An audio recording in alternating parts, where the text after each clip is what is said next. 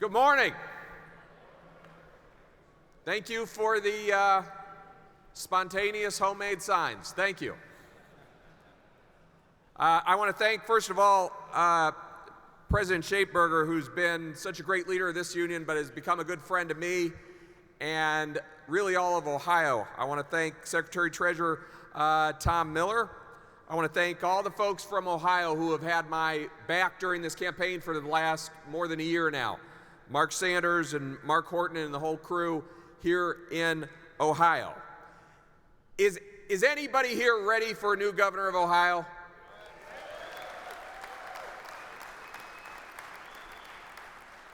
We're one of those states, I know you're from all over the United States and Canada, but we're one of those states that in 2010 elected a governor that saw it as part of his mission to take away rights from those who have the right to bargain for their working conditions and their safety and just their basic dignity, including those men and women who risk their lives on behalf of all of the rest of us. We had this fight back in 2011 over Senate Bill 5. Do you remember Senate Bill 5? Because you should remember it, even though Governor Kasich, John Kasich in this state, is trying to forget it. That was the initiative in this state that would have taken away the rights of public workers to organize. And it was one of the first things that John Kasich announced after he actually took the oath of office. How could we come up with a way in this state to take away rights from workers in this state, public workers in this state? But here's one thing before I get to the rest of what I want to say to you this morning. I just want to say thank you to the International Association of Firefighters because we stopped Senate Bill 5 in this state and we sent a message all over the country. By 22 percentage points, we defeated it, and we couldn't have done it without the black and gold.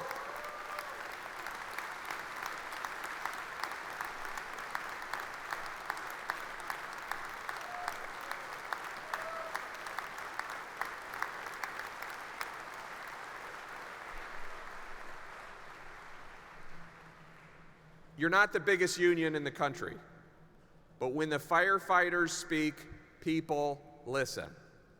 And when you got out there in 2011, when there was that anti-union wave that was going all over the country, that wave broke in Ohio. And when it was defeated by over 20 percentage points, even though millions of dollars was spent against it that was raised from corporations all over the country, when it was defeated in November of 2011, it didn't just send a message in Ohio, it sent a message all over the country. And what I'm asking you to help me with here today is to finish the job. Because the guy who authored Senate Bill 5 and championed Senate Bill 5, Governor John Kasich, is still in office. He's still for things like right to work. And we've got to finish the job that we started by defeating Senate Bill 5. We've got to finish the job by throwing him out this November. And I need your help to do it. This race is as close as it could be. There's a poll that was done yesterday. We are 1 point behind, 45 to 44%. And if there's one thing I know, it's about how loud of a voice that you can speak with.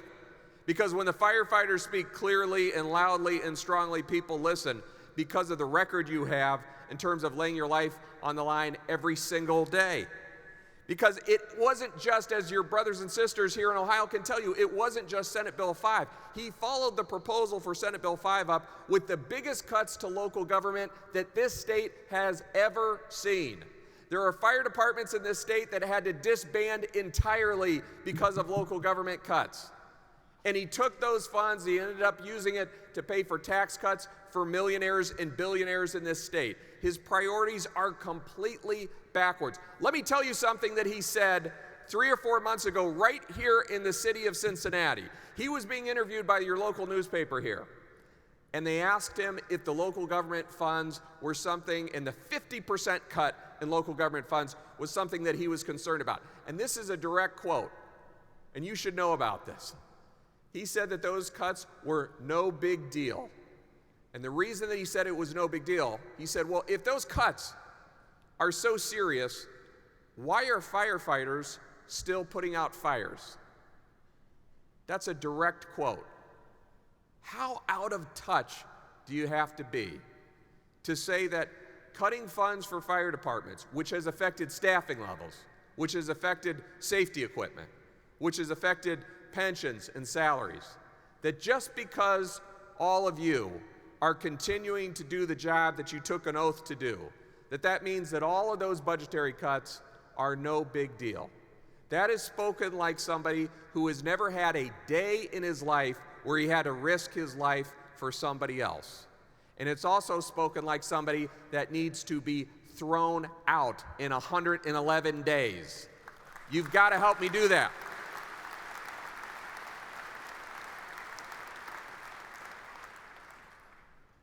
After November 4th, there's a few things that are going to happen. Number one, you're never going to see something like Senate Bill 5 happen again in this state. Secondly, you're never going to see right to work in this state as long as I'm governor. Guaranteed. Guaranteed. But we're not going to stop there when we actually take office. First of all, we're going to send a very powerful message when we send him to the curb. Secondly, though, then we're going to start working with you in a partnership. We're going to start doing things like restoring local government funds so that you have the funds you need to keep you safe as you're keeping the rest of us safe. And thirdly, we're going to work in other ways. You know, most of the states in this country have passed things like a presumptive cancer law. We haven't done that in Ohio, but we're going to, and I want to work with you on that.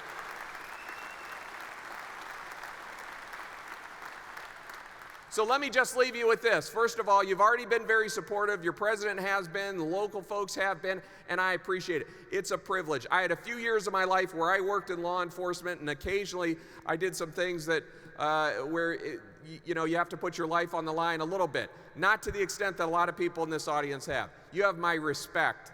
When I got the firefighters' endorsement, it was one of the proudest days of this campaign. And to work with you as governor is going to be one of the proudest moments of my life. But we've got 111 days. We're running against a guy that's got more money than he knows what to do with. Although he's not spending it on things like public safety, he has plenty to spend on his campaign.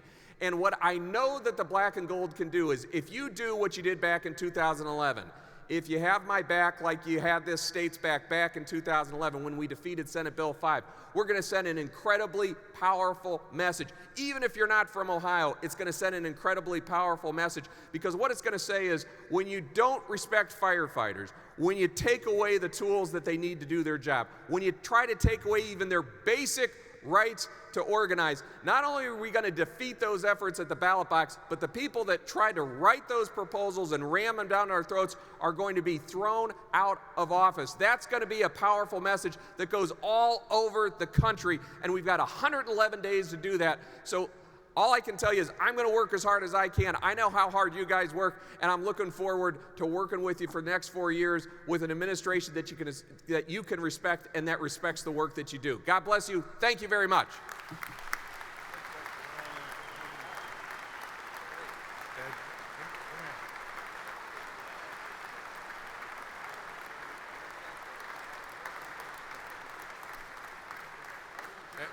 Ed, let me just, I know you know this.